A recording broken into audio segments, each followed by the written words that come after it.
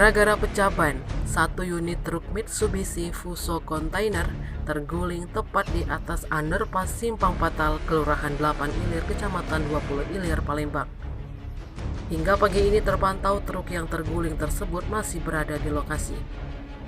Akibatnya arus lalu lintas di atas underpass Simpang Patal menjadi tersendat. Truk Fuso berwarna putih dan kontainer berwarna biru dengan nomor polisi BG9382EZ itu terguling tepat dari arah Jalan AKBP Ciagus mengarah ke Jalan MP Mangkunegara.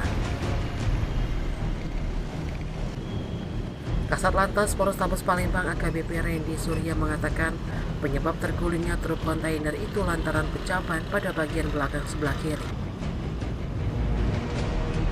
Truk dari kandang kawat ingin ke Abi Hasan dan ketika di Simpang Patal, bannya meletus terguling di tengah simpang underpass Patal.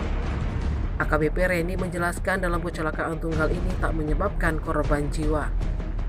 Dari hasil olah TKP, AKBP Randy menjelaskan truk tersebut dalam kondisi muatan penuh mengangkut minuman soda kaleng. Hingga kini pihaknya masih berada di lokasi guna mengatur lalu lintas di atas simpang underpass Patal. Tim Liputan Sumsel Update TV melaporkan.